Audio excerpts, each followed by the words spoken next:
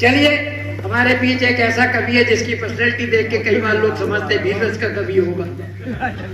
हाँ, ये पानी में आग लगा सकता है, पानी में आग लगा सकता है, सूरज को दिया दिखा सकता है, और अजीब फितरत का है ये आदमी, चाहे तो अकेला हनीमून पे जा सकता है। अकेला, तुम्हारी कसम, दो की जरूरत ही नहीं। हमारे बीच देवेंद्र वैष्णव जो कि हमारे बीच राजस्थान कोटा से आए हैं, बहुत शानदार कवि है। अभी बाबाई बाकी इनके 4-5 शूट हुए हैं, 4-5 और करेंगे, वो बाकी जितने बोल रहे हैं अब उनको क्या पता। हाँ, 4-5 हमने देखे कि अब यहाँ कभी कहते थे मैंने 13 पुस्तकें लिखी है, वो ले आए नहीं सकते, 13 पुस्तकें लिखी तो ले आते हैं। जो कचू कहते सही मानो, जोरदार तालियों स्वागत करो देवेंद्र वैष्णव।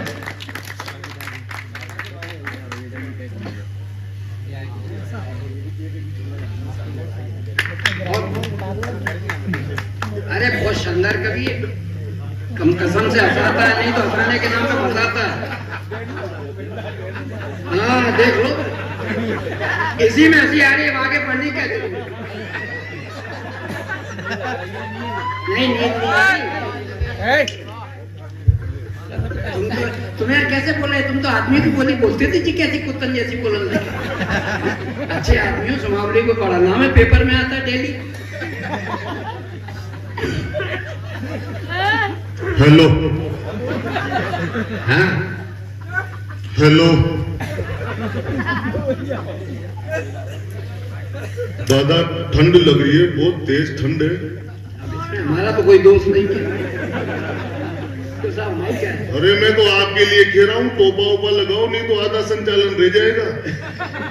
वो तो यार फैशन के चक्कर में वो सोच रहे एक आध घंटा निकल जाए, फोटोग्राफी हो रही तो हमने सारा टोपा भी नहीं लगाया। बहुत बढ़िया कवि सम्मेलन चल रहा है भाई साहब, और ये सब इन्होंने कराई। ये जय वीरू की जोड़ी बैठी इधर देखो आप। इन्होंने ये देखो सामने दन्नो बेटी बसंती कहाँ है? भाऊजी बहुत देर से नहीं हंस रहे थे मुझ पंडित आदमी को देख करके। यहाँ से मैं पहले तो आपको पुलिस वाला समझ रहा था। आपके पास में जो भाई साहब बैठे उनको देख करके मेरे को शुरू से लग रहा था कि मैं वाकई चंबल के बीहड़ों में हूँ। बहुत बढ़िया, डॉक्टर साहब ने बहुत बढ़िया पढ़ा, अच्छी शुरुआत करी। पंकज भाई साहब का तो जवाब ही नहीं, बहुत बढ़िया है, बढ़िया बांध लो मतलब। बहुत बढ़िया कवि सम्मेलन चल रहा है, देखो सारा सब कुछ बहुत बढ़िया, क्या बात है। माई का लाल किधर है? किधर गया? बुलाओ उसको, गायब हो गया। माइक अपन को संभला के क्या मतलब है इसका? इको थोड़ा कम कर भैया, तेरे को आता है क्या?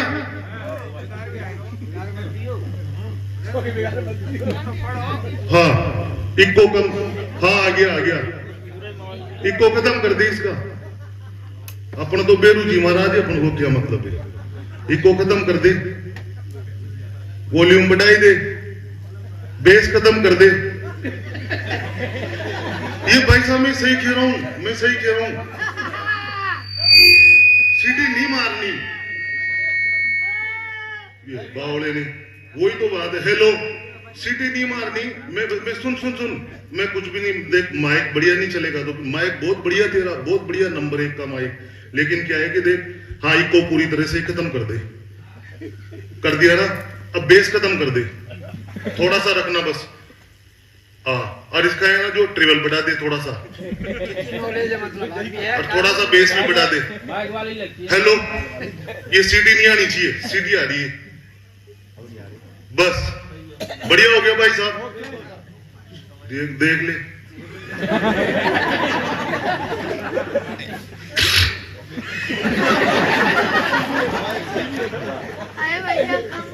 तुम मेरे को बावड़ा समझ रहे हो क्या? अरे मैं बहुत बड़े खानदान का आदमी हूँ, मेरा छोटा मोटा खानदान नहीं है। ये सारे देश के बड़े बड़े कवि हैं ना, इनसे पूछ लो। राज भाई साहब आप बताओ कितना बड़ा खानदान है मेरा। हा? मैं यहाँ पे आके तुम्हारे सामने कविता पढ़ रहा हूँ, इसका मतलब मेरे पेश हो गए।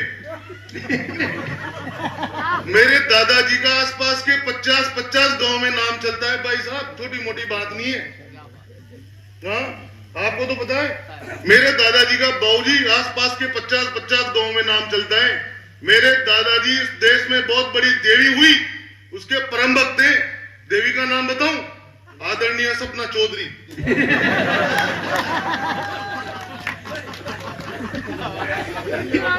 बहुत अच्छे। बहुत बढ़िया कवि सम्मेलन चल रहा है भाई साहब, बहुत शानदार है। मास्टर होकर के कवि सम्मेलन कराया भाई साहब, ये और तगड़ी बात है। हाँ, दोनों मास्टर ही। और देखो इनका लगाओ, कवि सम्मेलन भी स्कूल में ही कराया। और बाबूजी को प्रणाम करता हूँ, वो हेड मास्टर थे। बहुत बढ़िया व्यवस्था करी भाई साहब ने, बढ़िया खाना वाना होटल में शानदार, वहां पर मुरैना में। वो कंवर साहब दन्नों के साथ में कंवर साहब को भेजा हमें लेने अर्टिगा गाड़ी में। अब रास्ते में धुंध भाई साहब, अब कंवर साहब सटासूट गाड़ी ला रहे चला के। मैं उनसे कह रहा, मैंने कहा जी कंवर साहब रुक जाओ यार, आराम से चलाओ, हम 4 कवि बैठे हैं गाड़ी में। कहीं मैंने कहा पोटा जी को हमारी पुण्य स्मृति में कवि सम्मेलन कराना पड़े। आराम से चलो यार, क्या मतलब आ रहा है, कवि सम्मेलन करना है भी तो अपन को। आवाज बढ़िया आ रही है भाई साहब, बहुत बढ़िया है। अरे सबसे पहले तो उस परमपिता परमात्मा को धन्यवाद दो कि कोरोना काल में हर 1 मिनट में 1 लाश गिर रही थी अपने देश में, उसके बावजूद भी आप और हम बच गए और कविताओं का आनंद ले रहे हैं सर्दी की रात में। तो ताली बजाओ उस बांके बिहारी के लिए। ये काम की बात किसी ने भी नहीं करी, ये मेरे ही दिमाग में आई। कोरोना में तो भाई साहब कवियों के जाले जम गए मुंह में यार। जीमना छूटा भूल गया रे अपना, सभी भूल गए अपन तो। मैं तो बामण आदमी भाई साहब, सीधा पंडित आदमी, में तो दिमाग पे लोड भी नहीं लेता। कहां जाओ कोरोना में बाबूजी, पड़े रहो घर पे, सुबह से शाम तक घर पे। राज भाई साहब पोटा जी मैं तो पड़ा रहा घर पे, बाहर कैसे निकलूं, पुलिस कौन पंगा लेवे, पड़े पड़े मेरा तो दिमाग सड़ गया भाई साहब। मैं सही कह रहा हूं आपको, सुबह देखूं मेरी लुगाई, दिन में देखूं मेरी लुगाई, रात में देखूं मेरी लुगाई, दूसरे की दिखी नहीं यार। तालियां बहुत बढ़िया। हास्य रस का कभी आसान है, क्या मतलब आ रहा है, सही कह रहा हूं भाई साहब मैं, आपको तो पता है। जूनियर अमिताभ बच्चन बहुत बड़े आदमी, बड़े मेरी लुगाई को देख देख के काका जी दिमाग खराब हो गया। एक दिन इतना दिमाग खराब हुआ, मैंने कहा तनु की मम्मी खाना बना के ला। मैंने कहा भूख लग रही है। अब वो मेरे लिए खाना बना के लाई, मैंने निवाला तोड़ा, मुंह में डाला, मेरा दिमाग सड़ रहा था। मैंने कहा तनु की मम्मी ये कैसा खाना बनाया तूने, स्वाद ही नहीं आ रहा। अगली ने दिल पे ले ली भाई साहब, कोरोना हो गया, फोन कर दिया कोरोना सेंटर में, मेरे पति को स्वाद नहीं आ रहा। तुम्हारी कसम भाई साहब, वो डॉक्टर वाक्टर लोग आए मेरे को उठा के ले गए, क्वारंटाइन कर दिया भाई साहब मेरे को। वो तो एक समझदार डॉक्टर साहब थे, वो मेरे पास में आए, अरे कि यार पंडित देवेंद्र वैष्णव तुम तो ये बताओ पिछले 7 दिनों में तुम्हारे संपर्क में कौन कौन आया।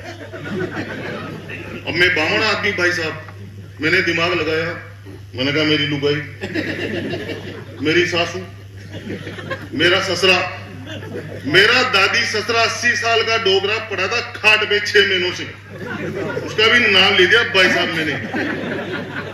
बड़े रहे सब कोरोना सेंटर में, क्या क्यों भाई साहब, मेरे दोस्त समस्या पे दादा समस्या, समस्या पे समस्या। मैं पंडित आदमी भाई साहब, सही कह रहा हूं मैं कितना ही ऊंट पे बैठ के सब्जी मंडी जाऊं, मेरे को गुत्ता काटे काटे। अब मैं सही कह रहा हूं काका जी, मैं आपको, आप भी छोरी देखने गए होंगे। मैं पहली बार छोरी देखने गया, तो लड़की आई, छोरी चाय वाय लेकर के,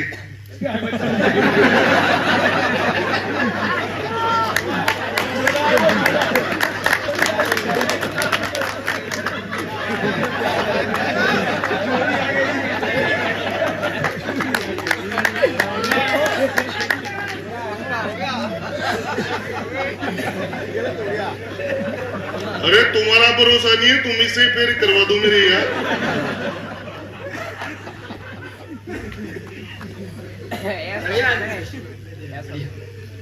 ऐसा नहीं करेगा।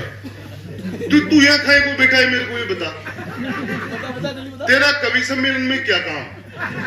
छोटे छोटे छोरे छोरी बिठा रखे हैं तुमने कवि सम्मेलन में। भाई साहब भेज दिए इनके माता पिता ने इनको इधर, अब वो घर पे गरुड़ पुराण बांच रहे होंगे।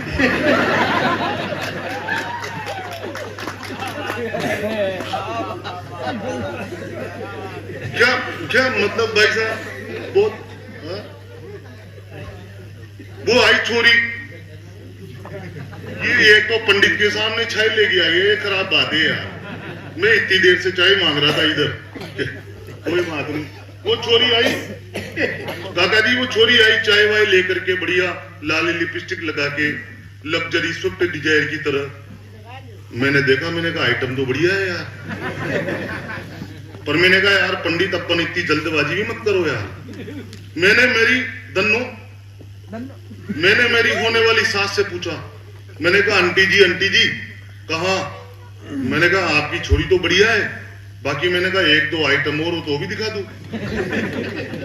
तो मेरी होने वाली सास ने कहा कि नहीं सबसे बढ़िया छोरी ये हमारे, पहली बार देखने गया तो वो पसंद आई, लड़की जोरदार लगी मेरा रोका हो गया। पहली बार देखने गया तो वो पसंद आई, लड़की जोरदार लगी मेरा रोका हो गया। चाशनी में डूबी जलेबी सी बड़ खाई लगी, जोड़ी कंप्लीट बाई काम चौका हो गया। शादी बात जैसे ही दोबारा ससुराल गया, मामला समझ आया भाई मौका खो गया। और देख के मलाईदार तीन सालियों को, सासू जी को बोला मेरे साथ धोखा हो गया। मेरी रात भाई साहब तुम्हें मजे आ रही, मेरी क्या बताऊं, मेरी जिंदगी खराब भाई साहब, तुम मजे ले रहे हो। मैं मेरी सासू से परेशान भाई साहब, मैं मेरी लुगाई से परेशान। मैं क्या बताऊं भाई साहब, मैं आपको, मैं मेरी पत्नी को क्यों, मैंने कहा तनु की मम्मी चाय बना दे, अजी की नहीं, तुम तो फालतू बातें मत करो, काम ही नहीं करती भाई साहब मेरा कुछ। जब मेरे बाबूजी का फोन आ गया, पियर में चलो, मेरे काका जी का फोन आ गया, पियर में चलो, आज ये कार्यक्रम है, आज उनसे मिलना है। वहां जाते ही मेरी सासू मेरा दिमाग खराब कर दे, जवाई जी फिर वो शर्ट पहन के आगे, फिर वो मोटरसाइकिल लेके आगे, बार बार एक ही एक शर्ट पहन के आते हो, एक ही एक मोटरसाइकिल लेके आते हो, तुम्हारी तो इज्जत नहीं है गांव में, हमारी तो है, हमारी इज्जत का तो ध्यान रखो। दूसरी बार फिर भाई साहब सही कह रहा हूं, मैं ससुराल गया, जाते ही वो मेरी सासू, जवाई जी फिर वही शर्ट पहन के आगे, फिर वही मोटरसाइकिल लेके आगे, बार बार एक ही एक शर्ट पहन के आते हो, एक ही एक मोटरसाइकिल लेके आते हो, तुम्हारी तो इज्जत नहीं है गांव में, हमारी तो है, हमारी इज्जत का तो ध्यान रखो। क्या क्यों भाई साहब, काका जी सासू माँ से। तीसरी बार मेरा ससुराल जाने का नंबर आया, मेरे अंदर का राजस्थान जागा भाई साहब। जैसे ही मेरी सासू ने कहा कि जवाई जी, मैंने कहा चुप रहे, बार बार जवाई जी जवाई जी जवाई जी, मैं तुम्हारी इज्जत का ध्यान रखूं, तुम मेरी इज्जत का ध्यान मत रखो। अरे तुम्हारे पास भी तो तीन छोरियां, बार बार एक को ही क्यों भेज देते हो?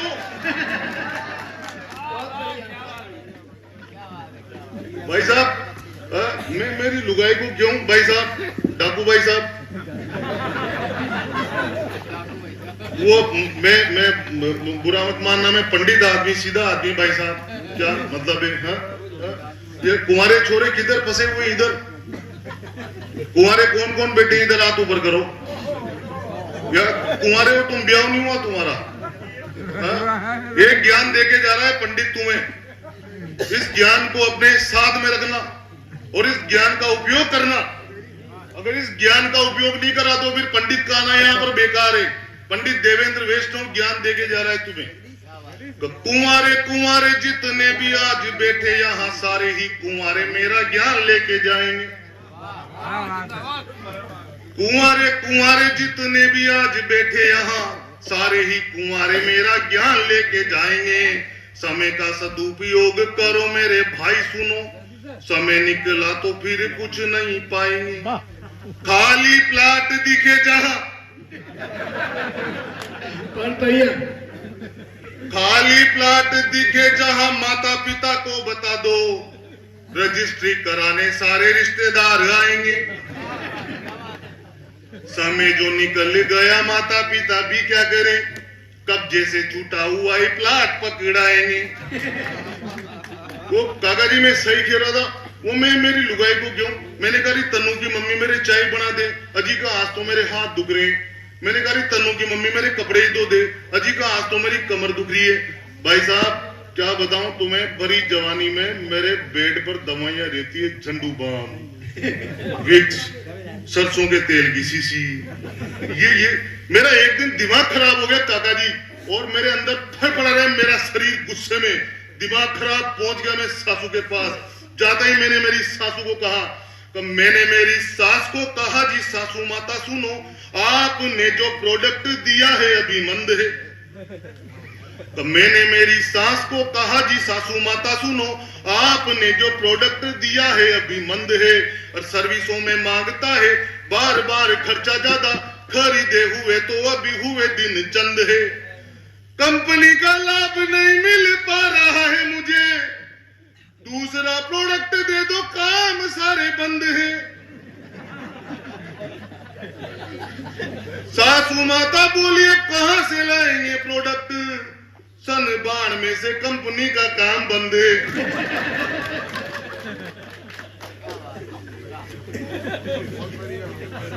ये बढ़िया क्या भाई साहब, मैं बहुत बढ़िया पंडित आदमी भाई साहब, सीधा आदमी, मैं तो कुछ भी नहीं, ये मैं सोच ही रहा था माला वाला नहीं है। बहुत अच्छे भाई साहब मेरे तो दादाजी वगैरह सब, मैं मेरे छोरे से परेशान काका जी, मैं सही कह रहा हूँ एसपी साहब। मेरा छोरा मैं क्या बताऊं आपको, मैं लुगाई परेशान करे, सासू परेशान करे, सब मेरा छोरा एक दिन मेरे पास आ गया, पापा जी मेरे को शाबाशी दो। मैंने कहा चोटे पढ़ाई लिखाई तो करता नहीं। मैंने कहा किस बात की शाबाशी, अरे कहा बाबूजी शाबाशी तो दो। मैंने कहा क्या करा रे चोटे तूने, कहा पापा जी मैंने खानदान का नाम ऊंचा कर दिया। अरे मैंने कहा बता दो सही, अरे कहा पापा जी मैंने फेसबुक पे छोरियों के नाम से 5 आईडी बना रखी है। मैंने कहा चोटे फालतू के काम करता है, अपने बाप को आकर के बताता है। 2 टिकाए भाई साहब मैंने जो रोने लग गया, कहा आपको नहीं बताऊं तो किसको बताऊं। मैंने कहा क्यों, कहा जिस पिंकी के पीछे तुम 2 महीने से पड़ रहे हो वो मैं ही हूं।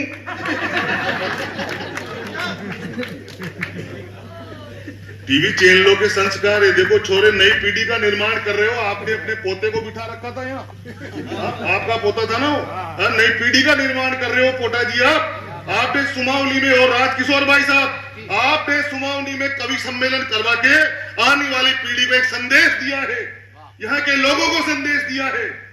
और ये नए नए बच्चे ये साहित्य के संस्कार प्राप्त कर रहे हैं, इससे बड़ी बात क्या हो सकती है। और आजकल टीवी चैनलों के संस्कार ताली बजाने की बात नहीं है, काम की बात तो सुनो, संस्कार दिए। और आजकल टीवी चैनल के संस्कार कहां गए भाई साहब, आधे आधे कपड़ों में छोरे नाच दिए।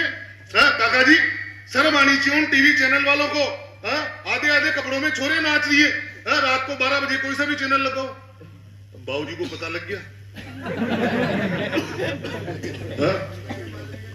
अब ये हो रहा है मतलब। अब वो एक दिन मेरा छोरा इधर सो रहा, मैं इधर सो रहा, मेरी लुगाई गई पियर में, रात के 12 बज रहे, टीवी चल रही।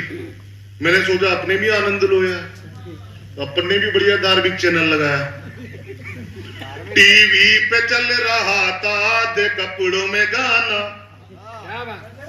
टीवी पे चल रहा था दे कपड़ों में गाना, बेटे ने कहा दूसरा चैनल तो लगाना।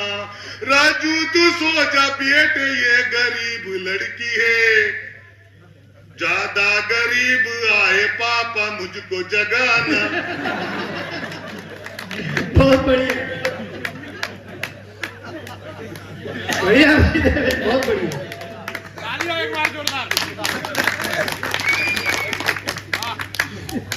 तालियां दो भाई साहब। दो दो कोटी के देश चीन, यार देश की बात करिए भी भाई रे, प्रणाम करता हूँ आपको। वाकई डॉक्टर साहब यार आपको देख के ये तो नहीं लगता, जब आप बहुत स्मार्ट लगते हो, दादा ने भी कहा बहुत सुंदर लगते हो।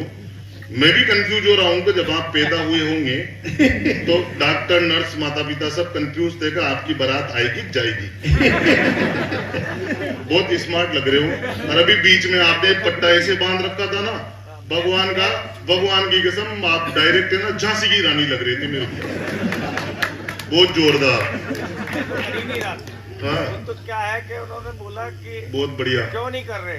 मैंने हाँ। कहा मेरे को डर लगता है औरतों से। अच्छा तो डॉक्टर बोले, भी कर आप, लो, डॉक्टर एक भी से डर आप लगेगा, बाकी सब अच्छी लगेंगी। है ना, डॉक्टर भी बवासीर के बताओ आप। बहुत बढ़िया डॉक्टर साहब, बहुत बढ़िया चल रहा है। वो देखो मैं कई सारे कवि सम्मेलनों में जाता हूँ ना, तो मेरे को कोई तो कहता है हमने घटोत्कच बुलाया है, हमने एक बहुत मोटा कवि बारीक बरकम कवि बुलाया है। हा? क्या मतलब मैंने किसी के बाप का क्या कहा भाई साहब। हा? भगवान चेचिस सभी का एक जैसा ही बेचता है। चेचिस काका जी ऊपर से एक जैसा ही आता है, फिर अपनी मर्जी से अपनी अपनी बॉडी बनाते हैं यार। कोई ट्रैक्टर की बनाता है, कोई साइकिल की बनाता है, कोई बस की बना लेता है, कोई लग्जरी स्विफ्ट डिजायर की बॉडी बना लेता है। मैंने 16 चक्का बना लिया।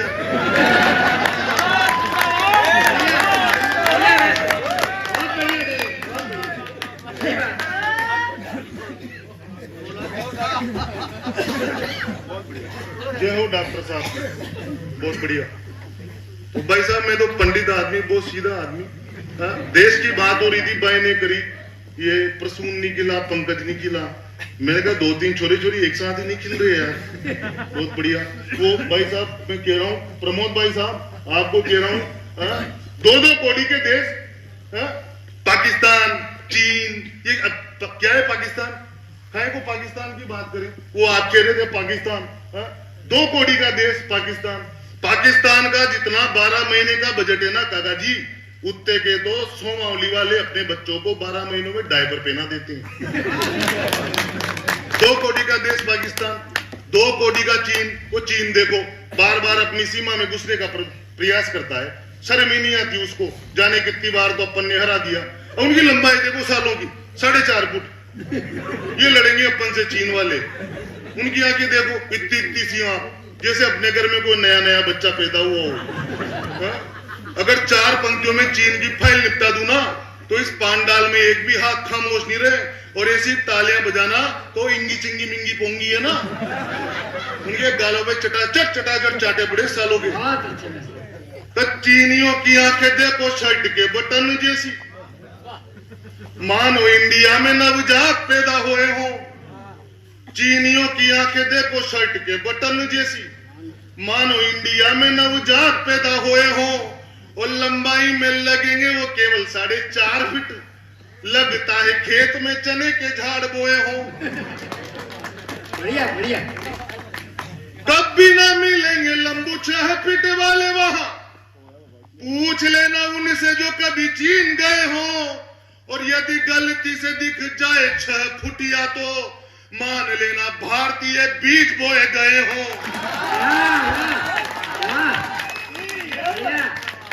पटिया वाले बाबा की। ये चीन क्या है? चीन 2-2 कोटी के देश चीन, इंगी मिंगी चिंगी पुंगी। तो पाकिस्तान में तो अपना एक अकेला दारा सिंह को गया था। तारा सिंह जाते ही हेड में बुखार दिया उसने, तब से पानी की कमी चल रही है वहां। उनके पीने का नहीं है, धोने के लाले पड़ रहे हैं। ये पाकिस्तान जवाब दे रहा हूं, पाकिस्तान को निपटा रहा हूं, संभालना तन्नो। जोरदार तालियां बजनी चाहिए। अरे अभी नहीं, अभी इस पे। पाकिस्तानियों को कम मत आंको भारतीयों, एक एक बंदा उस देश का फौलाद है। पाकिस्तानियों को कम मत आंको भारतीयों, एक एक बंदा उस देश का फौलाद है। ना दबेगा ना डरेगा, जो भी करना है करो, मेरी मानो वहां बड़े से बड़ा जल्लाद है। जो भी नस्लें पैदा हुई है वहां मेरे भाई इंडिया का पानी और इंडिया की खाद है। और डीएनए करा लो टेस्ट, पता लग जाएगा रे, पाकिस्तान इंडिया की नाजायज औलाद है।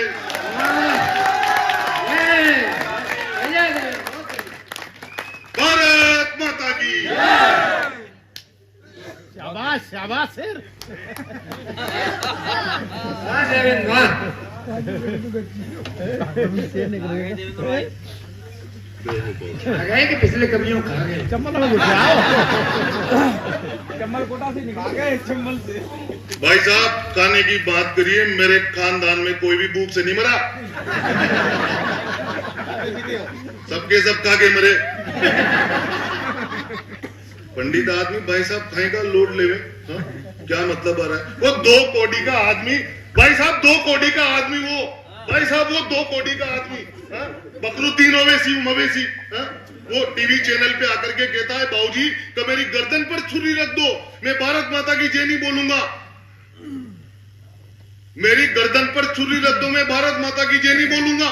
हाँ? 2 कोड़ी का आदमी आकर के टीवी चैनल पे कह देता है, शर्म आनी चाहिए इन लोगों को यार। हाँ? 4 पंक्तियों में निपटा रहा हूं उसको, फिर बताएं मुझे सोमावली। तो मछली की आंख भेद पाए वो ही पार्थ होगा, चक्रव्यूह तोड़ने को अभिमन्यु बोलेगा।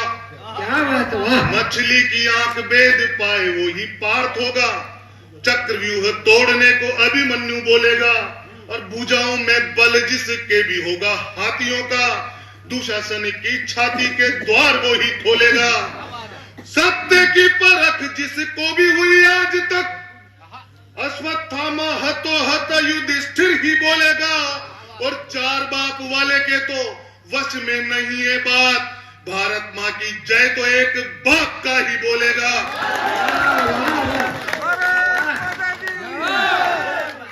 भारत माता की, भारत माता की, वंदे वंदे। हम सब एक आदमी और बोलो, अच्छा लग रहा है। सही में पैसा है तो जो तुम्हारी कसम बोल दो तो तुम्हें सर्दी नहीं लग रही। बहुत बढ़िया वैसे। तुमने भारत माता की जय बोल बोल के मेरे अंदर देशभक्ति इतनी जगा दी कि मेरा शरीर फड़फड़ा रहा है भी अंदर से। मेरे को ऐसा लग रहा है कि बॉर्डर पे जाने की जरूरत नहीं है, 4-5 गोले खा के यही मर जाऊं। मेरी तो राज भाई साहब कभी मैं कह रहा था ना बाबूजी आपसे, मेरी किस्मत ही खराब है, मेरे साथ तो उल्टी पुल्टी घटनाएं घट जाती है भाई साहब। मेरे कोई समझ में नहीं आता। एक बार भाई साहब मैं किसी काम से कोटा जा रहा था, आपको तो पता है, आप मेरे उधर कवि सम्मेलन में आते हो, आप अंता से कोटा की दूरी 50 किलोमीटर, अंता में मैं रहता हूं, तो मैं अंता से भाई साहब कोटा जा रहा था। मैंने मेरी कार स्टार्ट करी, मैं निकल गया। अंता से 25 किलोमीटर आगे तक चलाऊंगा बाबूजी, एक महिला ने गाड़ी के सामने हाथ मारा। महिला मैंने देखा गर्भवती थी। मैंने कहा यार अपन राजस्थानी आदमी और पंडित आदमी, दयावान आदमी, जो अपन ने गाड़ी रोक दी। मैंने कहा यार धूप अलग से हो रही है, मैंने कहा जो गाड़ी रोक दी अपन ने। गाड़ी रोकते मैंने उससे पूछा, महिला से, मैंने कहा दीदी दीदी कहाँ? मैंने कहा कहां तक जाओगे आप, आ जाओ बैठ जाओ। अरे कहा भैया मेरे को कोटा नयापुरा चौराहे तक छोड़ देना। अपन इंसानियत दिखाए भाई साहब, बिठा लिया। अब काका जी नयापुरा चौराहा आते आते वो महिला बेहोश होगी। अब मेरा दिमाग खराब, अब बामन आदमी बखूबी कैसे, मैं उसको राज भाई साहब हॉस्पिटल में लेकर के गया। डॉक्टर साहब ने जाते ही उसको एडमिट कर लिया। फिर भी मैं नहीं गया। मैंने सोचा, मैंने कहा अपन ब्राह्मण आदमी यार, सीधे आदमी, हाल चाल पूछ के जाएंगे। 2 घंटे बाद डॉक्टर साहब आए। आते ही बोला, बधाई तुम बच्ची के बाप बन गए। मेरा दिमाग खराब भाई साहब। अरे मैंने कहा डॉक्टर साहब मैं इस बच्ची का बाप नहीं हूं। अरे का छोरी पैदा होगी तो छोड़ के भग रहा है। अरे मैंने कहा डॉक्टर साहब मैं नहीं हूं। अरे का बैठ गए, फालतू बात, स्टाफ को बुला लिया और मेरे को पकड़ के वहीं बिठा लिया। थाने में फोन कर दिया भाई साहब, पुलिस वाले आ गए। आते ही वो थानेदार जी वगैरह है, जो को क्या हुआ? डॉक्टर साहब ने बताया कि ऐसे ऐसे हुआ, इसकी छोरी पैदा होगी जो छोड़ के भग रहा है। भाई साहब बिठाए रखा, तू ये इस बच्ची का माँ। पुलिस वाले बार बार ही बोले, मेरा दिमाग खराब।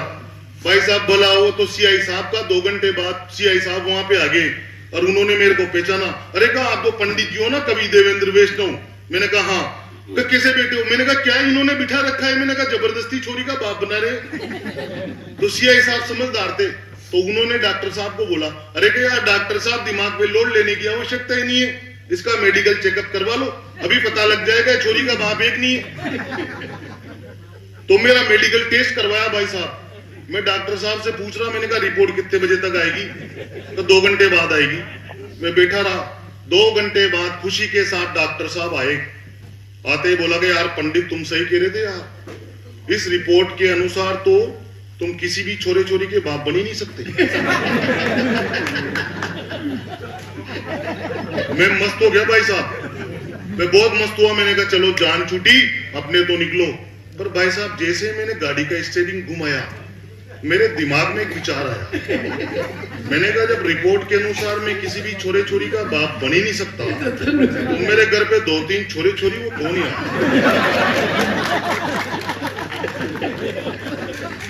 बहुत बड़ी तारीफ।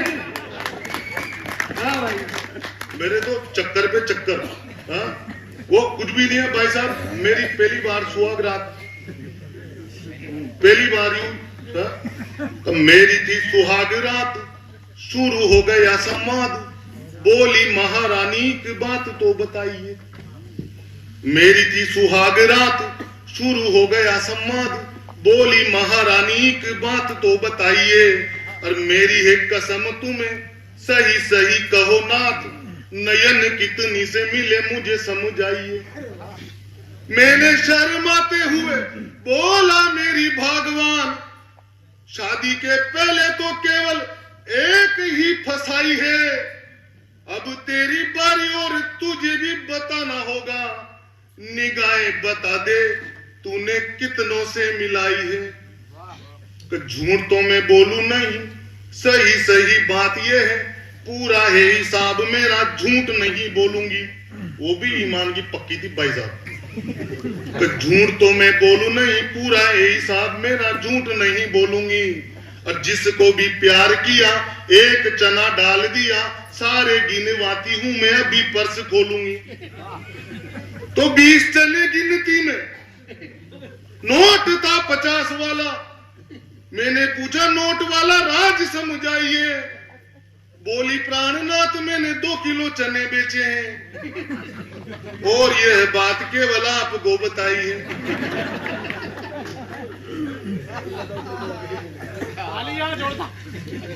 मेरे साथ तो भाई साहब एक बार जोरदार ताली वाली बजा दो।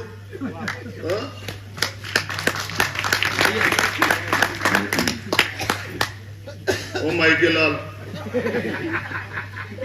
ये इनकी आदत पड़ जाती है, रोजाना ही कहते ना hello mic check, hello mic check. मेरा एक मित्र है माइक वाला भाई साहब, उसकी आदत पड़ गई, जब वो जब भी hello mic check, hello mic check. पिछले दिनों उसका ब्याह हो गया, अब आदत पड़ गई। रात को 12 बजे शादी की पहली रात, लुगाई इधर सो रही, वो इधर सो रहा, और hello mic check, hello mic check. भाभी ने दी लात की जो पलंग के नीचे, और अगर नाच पिटे पूरी रात माए की चेक करेगा, कार्यक्रम भी शुरू करेगा।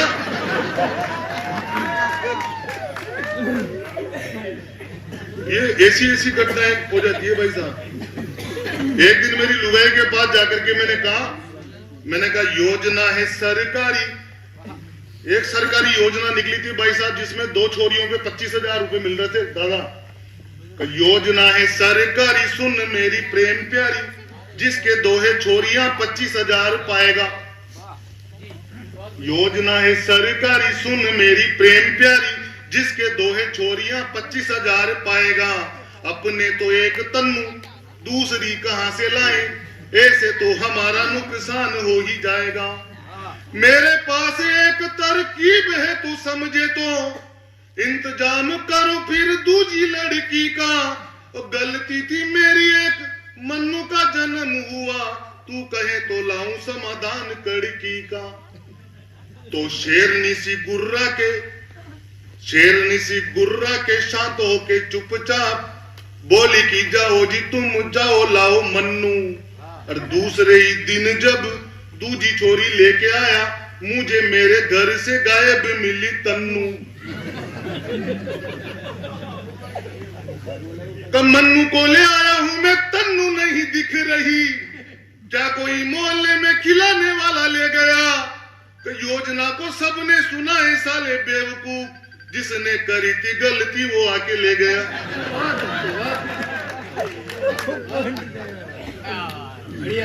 तो मेरे साथ तो भाई साहब बहुत तगड़ी तगड़ी घटनाएं हो जाती है, क्या बताऊं आपको। बाबा बुलडोजर चलाए, बुलडोजर खूब चला भाई साहब काका जी। वो नेताजी बैठे थे, सरपंच साहब किधर बैठे हैं?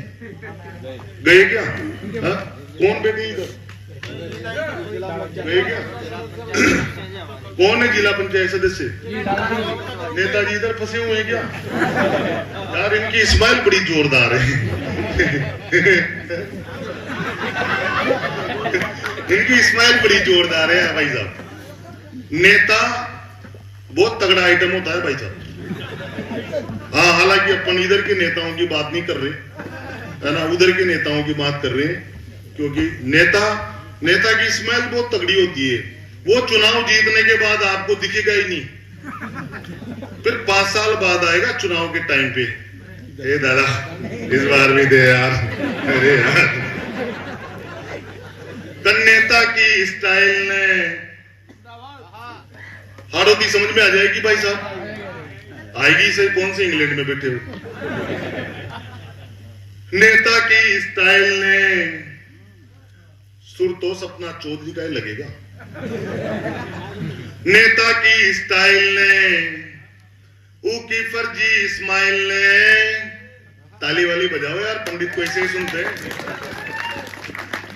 नेता की स्टाइल ने ऊकी फर्जी स्माइल ने, नेता की स्टाइल ने ऊकी फर्जी स्माइल ने वोटर कर दिए फेल, वोटर कर दिए फेल। द नेता सबका जावे गो, 5 साल के भल्या पाचो को न्याव गो, 5 साल के भल्या पाचो को न्याव गो। अरे बड़े बड़े टेंडर लगवावे, लाखों रुपया खावे, और जितना भी तू रोड बनावे एक काम ना आवे। अरे बड़े बड़े टेंडर लगवावे, लाखों रुपया खावे, जितना भी तू रोड बनावे एक काम ना आवे। भवन बनावे लंबा चौड़ा, बानी सू चुनवावे, उद्घाटन हो बाके भल्या बिल्डिंग ही गर जावे। जनता का लगायो तेल, जनता का लगायो तेल, नेता सबका जावे गो, 5 साल के भल्या पाचो को न्याव गो, 5 साल के भल्या पाचो को न्याव गो।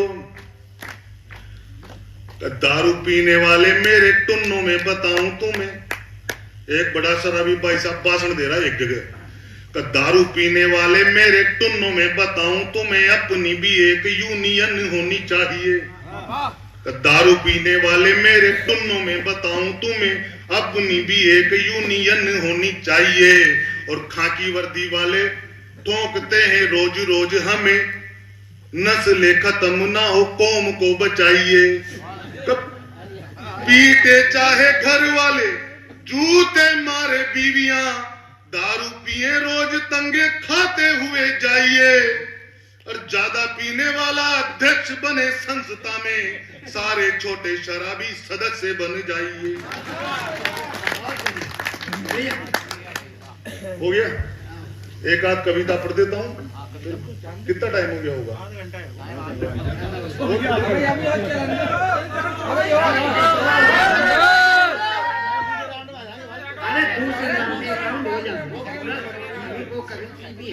हाँ, मैं वही कह रहा हूँ, सेकंड में पढ़ दूंगा। मैं तो पंडित आदमी हूँ, पूरी रात ऐसे चोरी चोरी पालने के लिए लफाजिया मारता रहता हूँ मैं तो। ये तो लोकल में मथुरा कार्यक्रम में था, वहां भी मैंने ऐसे 1 आध घंटे तक लफाजिया मारी। ऐसे मालाय वाला आ गई थी, उसने मेरे को 5,000 रुपए बढ़ा के भी दिए। पोटा जी थोड़ा देख लेना यार, ऐसे करना पड़ता है भाई साहब। अटैक हो गया पहले। हाँ, वो एक में गीत सुना देता हूँ। हम क्यों घूमते फिरते हैं मार्मिक, वैसे तो लफाजियां भाई साहब मैं पूरी रात करता हूँ, कर सकता हूँ। बाबूजी बैठे हैं इसमें साहब हमारे, क्या क्या खूब हंसे वो, मेरे टाइम पे बहुत हंसे आप बाबूजी, मजा आ गया, क्या लोगों ने प्यार दिया है, हर में भावुक हो गया, मेरा रोने का मन कर रहा भाई साहब। नहीं, बहुत बढ़िया कवि सम्मेलन हो गया, पंकज दादा यहाँ पर बैठे और देश के बहुत बड़े कवि इधर बैठे हैं, सब बहुत बढ़िया। आप कौन सी मुद्रा में, आप आराम से गुटका दबा रखा है शायद, बढ़िया, बहुत बढ़िया, शानदार कवि सम्मेलन दादा ने बढ़िया संचालन किया, सब करना पड़ता है भाई साहब। चलो ठीक है, ये क्यों घूमना पड़ता है, आप सब यहाँ पर बैठे हैं, हर व्यक्ति को सुबह से शाम तक मेहनत करनी पड़ती है, एक एक रुपया कमाने के लिए दौड़ना पड़ता है, अपने बच्चों की ख्वाहिशें, पत्नी की ख्वाहिशें, माता पिता की ख्वाहिशें, कोई नौकरी कर रहा है, कोई घर बाहर छोड़कर कहाँ पड़ा है, वो बॉर्डर पे देखो फौजी पड़े हुए हैं बेचारे हजारों किलोमीटर दूर। हाँ, अब आप और हमको तो यहाँ पर भी इतनी ठंड लग रही होगी, बताऊं चुशुल की चौकियों में कैसी कंडीशन होगी, जब -30 डिग्री, -40 डिग्री जहां पर तापमान रहता होगा भाई साहब। हाँ, ऐसे लोग बताओ आप यार, उनको मतलब, और फिर भी अपने देश में क्या क्या कंडीशन बताओ आप, अपने देश में जब नन्ही बच्चियों से बलात्कार जैसी घटनाएं हो जाती है भाई साहब, 2-2, 3-3 साल की बेटियों के साथ, मासूम कलियों के साथ बलात्कार जैसी घटनाएं हो जाती है, शर्म आनी चाहिए। आंतरिक स्थितियां अपन को सुधारनी चाहिए।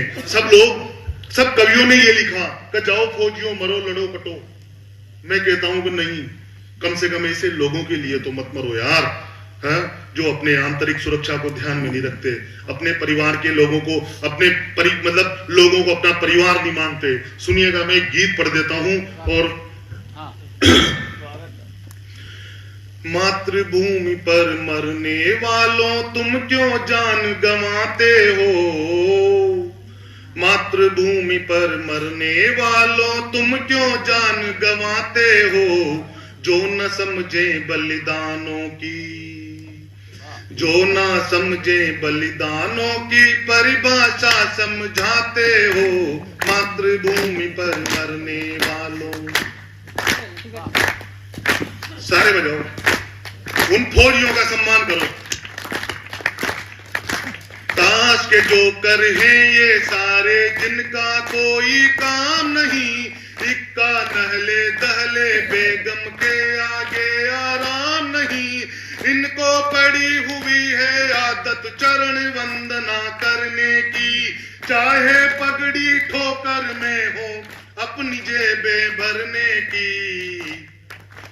तुम क्यों अपने शीश कटा गाथा मर्दानी गाते हो, मातृभूमि पर मरने वालों तुम क्यों जान गंवाते हो, मातृभूमि पर मरने वालों तुम क्यों जान गंवाते हो।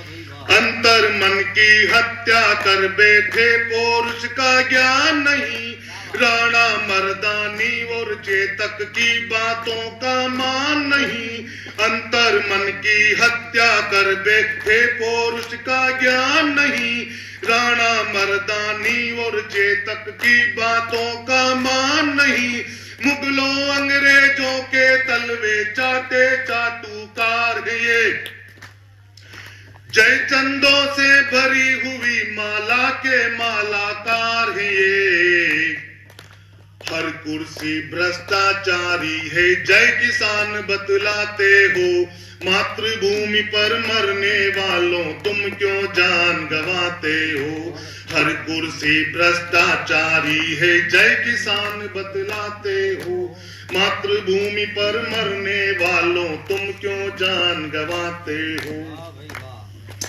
नन्ही परियों की काया इनको मादक लग जाती है, नन्ही, मेरी पीड़ा पढ़ रहा हूं साहब, तो नन्ही परियों की काया इनको मादक लग जाती है, कैसे फसल सुरक्षित होगी बाढ़ खेत को खाती है, नन्ही परियों की काया इनको मादक लग जाती है, कैसे फसल सुरक्षित होगी बाढ़ खेत को खाती है, सीताएं अब भी जलती है अग्नि के तालाबों में, राम राज्य देखा जाता है ग्रंथों और किताबों में। पत्नी का सिंदूर मिटा क्यों अपना लहू बहाते हो, मातृभूमि पर मरने वालों तुम क्यों जान गंवाते हो, मातृभूमि पर मरने वालों तुम क्यों जान गंवाते हो, माता पिता के अरमानों को देखो कैसे छाट लिया, बेटों ने हरियाला आंगन दो हिस्सों में बांट लिया, जिनके दादा परदादा आपस में भाई भाई थे, रक्त पिपासु है हिंदू मुस्लिम भी आज कसाई है, गेहूं में घुन पड़े हुए क्यों दीपक राग सुनाते हो, मातृभूमि पर मरने वालों तुम क्यों जान गंवाते हो। अंतिम पंक्तियां पढ़ रहा हूं इस गीत की, सुनिएगा साहब, और आपके पंडित को तालियों के साथ विदा कर दीजिएगा। सुनिए। कब भेजा है किसी मंत्री ने बेटे को सीमा पर, कब भेजा है किसी मंत्री ने बेटे को सीमा पर, तेरे घर में रक्त गिरा है नई नवेली ही ना पर, कुर्सी के चक्कर में चोरों के दल में मजबूती है, जनता का शासन है फिर भी जनता पैर की जूती है। क्या बात है, वाह, बहुत बढ़िया। कब भेजा है किसी मंत्री ने बेटे को सीमा पर, तेरे घर में रक्त गिरा है नई नवेली ही ना पर, कुर्सी के चक्कर में चोरों के दल में मजबूती है, जनता का शासन है फिर भी जनता पैर की जूती है। पत्नी का सिंदूर मिटा क्यों अपना लहू बहाते हो, मातृभूमि पर मरने वालों तुम क्यों